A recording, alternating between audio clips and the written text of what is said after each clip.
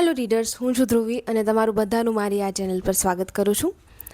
ઘણા સમયથી મેં આ ચેનલ પર કોઈ પણ જાતનો વિડીયો નથી પોસ્ટ કર્યો, કેમ કે 6 મહિના પહેલાં મેં સટોરીનો જે વિડીયો હતો એ અપલોડ કર્યો હતો અને એ બાદ મેં કોઈ પણ પ્રકારનો વિડીયો નથી મૂક્યો, કારણ કે ઘણા બધા ચેન્જીસ છે લાઈફમાં। અને સૌથી મોટો ચેન્જ છે કે હું માસ્ટરની જે સ્ટુડન્ટ હતી એ માસ્ટરની સ્ટુડન્ટમાંથી હવે હું એક પીએચડી સ્ટુડન્ટ બની છું। અને પીએચડી સ્ટુડન્ટ તરીકે મારે ઘણા બધા અધર ગ્રંથ વાંચવા પડતા હોય છે, અધર પુસ્તકો વાંચવા પડતા હોય છે, જે રેગ્યુલર પુસ્તક હું જે શરૂઆતમાં વાંચતી એના બધા કરતાં અલગ છે અને એ સ્ટડીઝને મારે વધારે પ્રાધાન્ય આપવું પડતું હોય છે।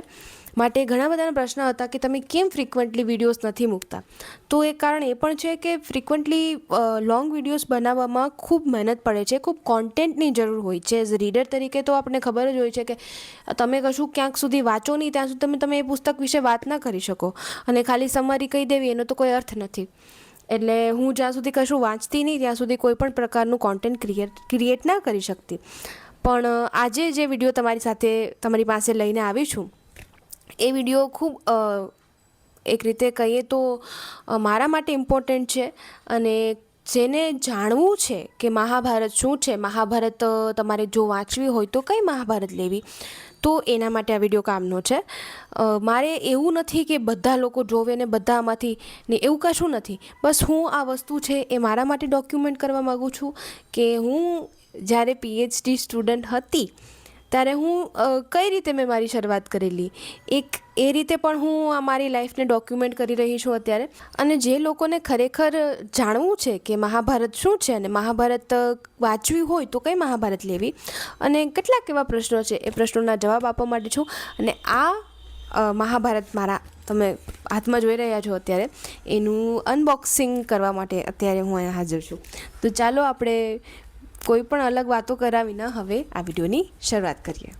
તો આવું એક બોક્સ આપવામાં આવે છે તમને અને બોક્સની અંદર 6 ભાગ સારી રીતે તમને ગોઠવીને આપવામાં આવે છે। અને હવે આપણે આગળ એક જે પાર્ટ છે મહાભારતના એ હું તમને આગળ બતાવું। આમાં જે પ્રથમ ભાગ છે એ પણ કંઈક 1000 પાનાનો કેમ કંઈક થઈ જાય છે।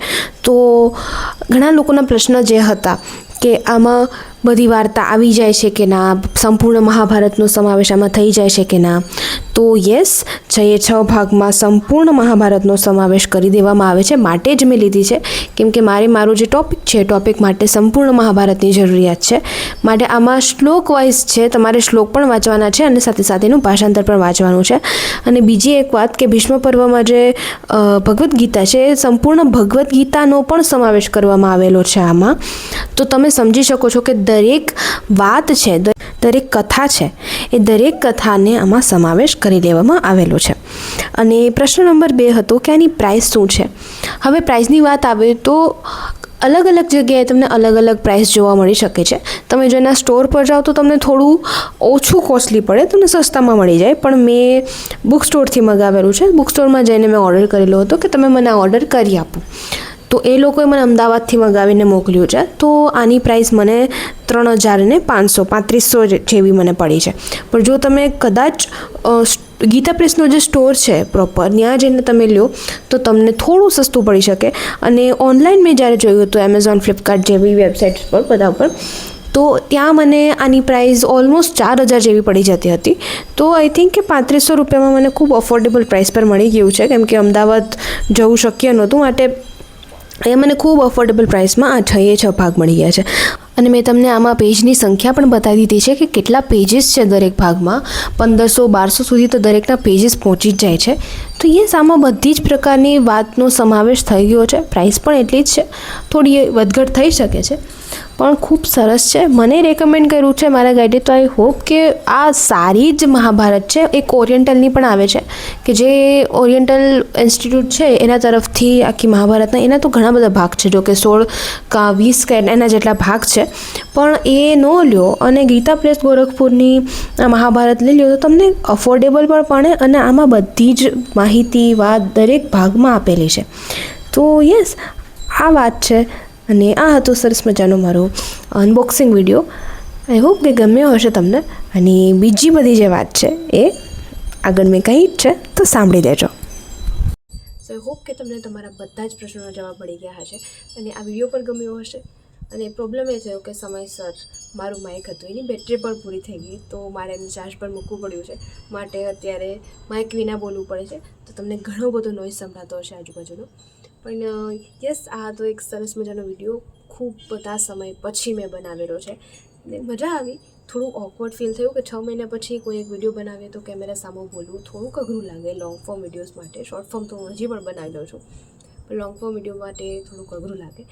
પણ યસ, હવે ટ્રાય કરીશ કે નવા વિડીયોઝ બનાવતી રહીશ. અને એક પુસ્તક છે મારી પાસે અને વિચાર છે કે એ પુસ્તકનો રીડિંગ બ્લોગ બનાવું, કેમ કે લોકો બ્લોગ આરે વધારે કનેક્ટ કરે છે એવું મને લાગે છે.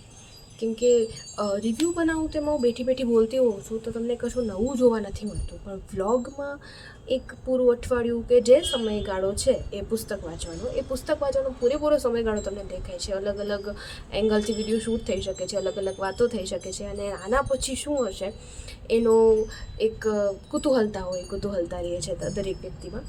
તો આઈ હોપ કે હું એક વ્લોગ શૂટ કરું, એક બેસીને બનાવવાના વિડીયો કરતાં અલગ થોડું, જેથી લોકોને વધારે રુચિ થોડીક બની રહે મારા વિડીયોઝમાં. તો થેન્ક યુ સો મચ આ વિડીયો જોવા માટે, ને કેવો લાગ્યો છે એ મને જરૂર કોમેન્ટમાં જણાવજો અને શેર કરજો જો કોઈ વ્યક્તિને મહાભારત ખરીદવાની ઈચ્છા છે તો. Okay, bye bye.